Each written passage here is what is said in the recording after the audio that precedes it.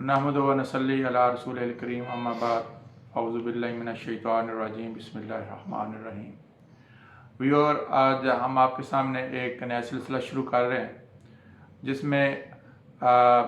दीन आसान और इस्लाम की वसअत के हवाले से बात होगी। दरअसल इसकी बुनियाद जो है अल्लामा इकबाल के खुतबात हैं। अल्लामा इकबाल ने अपने ज़िंदगी के आखिरी अय्याम में अलीगढ़ यूनिवर्सिटी में कुछ खुतबात दिए थे, जो बाद में ये 7 खुतबे जो हैं उनके एक किताबी शक्ल में शाये हुए, जो जिसको हम कह सकते हैं कि इस्लामी नशात सानिया का जो है वो उस तसव्वुर जो है उसके हवाले से उन्होंने ये मुख्तलिफ़ उन्वानात पे किए। उनमें से एक उनका जो उन्वान था वो था इस्लाम में जिहाद का इज्तिहाद का जो तसव्वुर है उसका जामदपन, यानी कि इज्तिहाद का जो दरवाज़ा है मुसलमानों ने बंद कर रखा है और उसके अंदर जो है जो भी खूबसूरती इस्लाम की है उससे बहुत ज़्यादा मुतासर हुई है। चुनांचे वो इस पूरे जो अपने लेक्चर है उसमें उन्होंने ये साबित करने की कोशिश की है कि जो इस्लाम का जो इब्तदाई दौर था, जब मुसलमान जो है वो इल्मी हवाले से बहुत आगे निकल रहे थे, तो उन दिनों में मुसलमानों ने बहुत ज़्यादा तरक्की की। इल्मी लिहाज से मुसलमान बहुत आगे निकले और फ़िक्री एतबार से मुसलमानों का जो है वो अरूज का ज़माना था।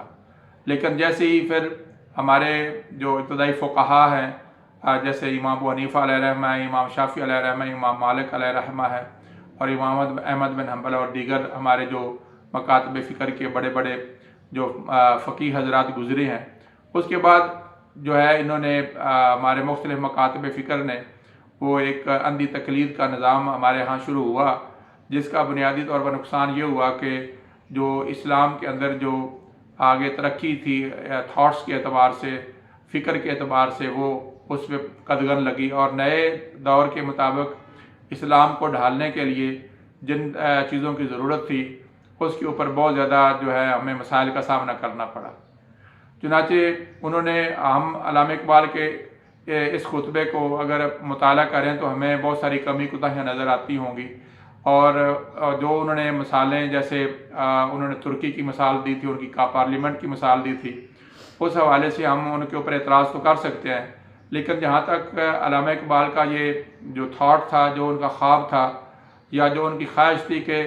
नए सिरे से जो है इस्लामिक थाट्स जो है ना वो उनको सही तरीके से उभर कर सामने आना चाहिए। और जहाँ तक मुझे इस खुतबे को पढ़ने के बाद अंदाज़ा हुआ है, वो बुनियादी तौर पर ये कहना चाह रहे थे कि भाई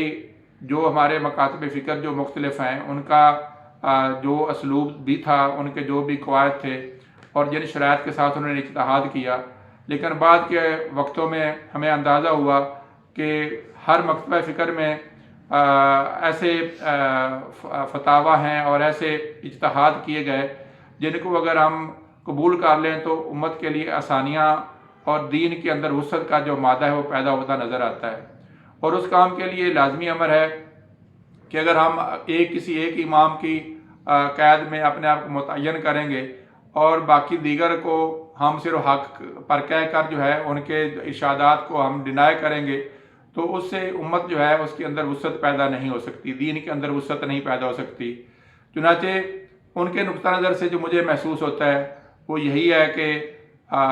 उनका ख्याल के मुताबिक पार्लियामेंट ये काम कर सकती है, लेकिन चूँकि पार्लियामेंट में मखसूस और दीनदार लोग, जैसे कि आजकल हमारे पास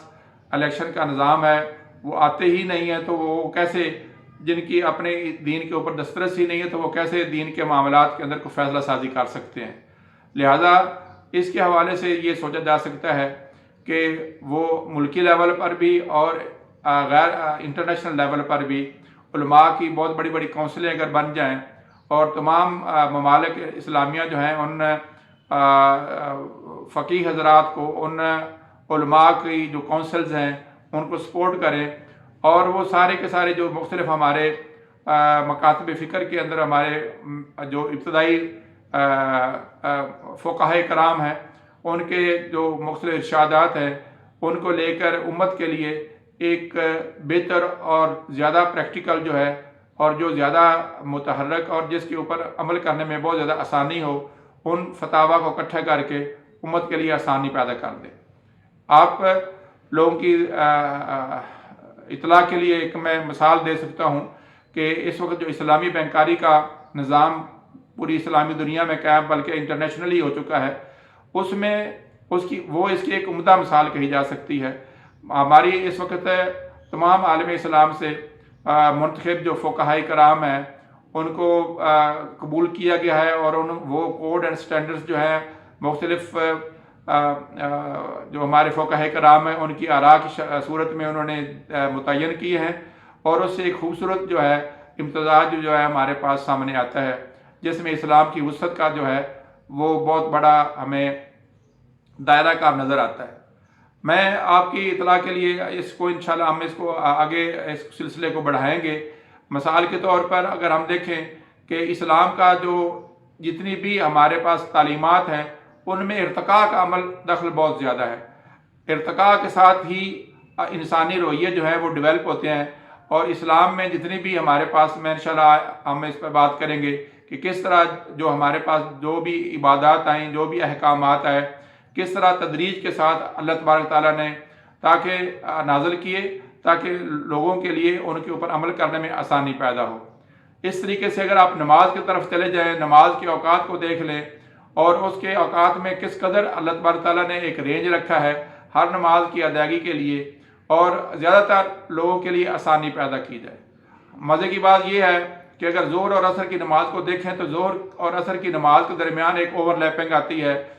یعنی کہ اس وقت میں نماز ظہر بھی ادا کی جا سکتی ہے اور نماز عصر بھی ادا کی جا سکتی ہے۔ اس طرح سے اگر ہم آ جائیں اوقات نماز سے نکل کے، نماز اٹ سیلف جو عبادت ہے اس کے اندر اللہ تبارک تعالیٰ نے حالت جنگ کے لیے نماز کی صورتحال اور پیدا کی ہے۔ ایمرجنسی کی صورتحال میں نماز کی ادائیگی کا نظام کار ڈیفرنٹ ہے، اور اگر آدمی سفر میں ہوتا ہے تو اس وقت اس کے لیے اور طرح کے حالات پیدا کیے گئے ہیں۔ لیکن بدقسمتی یہ ہے کہ ہمارے ہاں افراد اور تفرید کی وجہ سے کسی نے کچھ اختیار کر لیا، کسی نے کچھ اختیار کر لیا، اور اپنے لوگوں کو ہم نے اتنا مقید کر دیا ہے اور دین کے دائرے کو اتنا سکیڑ کے رکھ دیا ہے کہ لوگوں کے لیے دین اپنے ایک مشکل شکل میں نظر آتا ہے۔ اس طریقے سے روزے کو دیکھ لیں، تمام تر اسلام کی جو وسعت ہے وہ بڑی اتنی خوبصورت انداز کی نظر آتی ہے کہ اگر آج ہم دین متین جو ہے اس کے معاملات کو دیکھیں تو آج ان کے اوپر اگر جیسے میں نے آپ کو اسلامی بینکاری کے حوالے سے بات کی ہے، اگر عالمی سطح پر بھی تمام جو عالم اسلام کے علماء ہیں بڑے بڑے، اگر ان کا کوئی ایک فورم جو ہے وہ کریٹ ہو جائے اور اس میں تمام اسلامی ممالک جو ہیں وہ اس میں پوری مدد کریں، اور پھر ان کے جو اجتہادات کی کلیکشن ہے، بیسیکلی وہ نئے اجتہادات نہیں ہوں گے بلکہ وہ اجتہادات کی اس طرح سے ترتیب دیں کہ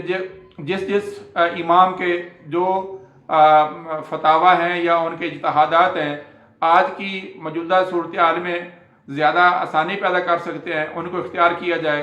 اور ایک کسی امام کی جامد جو تقلید ہے اس سے اپنے آپ کو نکالا جائے۔ اور اس سے بڑی بات یہ ہے کہ آج اللہ تبارک تعالیٰ کے فضل و کرم سے تمام علوم حدیث جو ہے قرآن مجید کے متعلق ہے، آج ان تمام علوم پہ انسانوں کی دسترس بہت آسان ہو چکی ہے، چنانچہ آج کے علماء کو بہت ساری چیزوں میں موازنہ کرنا اور ان کا توازن قائم کرنے میں بہت زیادہ آسانی ہوگی۔ تو دوستو، آج ہم بھی انشاءاللہ اگلے اس کے جو ہمارے ایپیسوڈز ہوں گے ہم اس میں کوشش کریں گے ایک ایک چیز کو لے کے ایک قسط کے اعتبار سے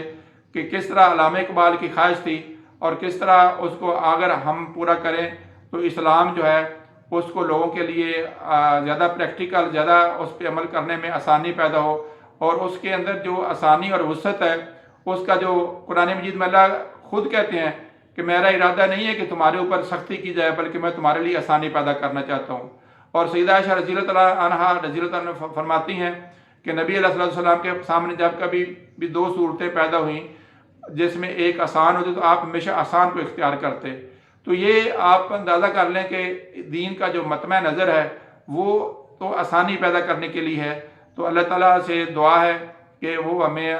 جو علامہ اقبال کے ان خطبات کی جو اصل میں جو ان کی خواہش تھی اس کے مطابق جو وہ چاہتے تھے، جو میری نظر میں جو مجھے سمجھ میں آیا ہے، ہم کوشش کریں گے کہ اس چیز کو آگے بیان کیا جائے تاکہ شاید علامہ اقبال کے اس عمل کو ہم آگے بڑھا سکیں۔ وما علینا الا البلاغ۔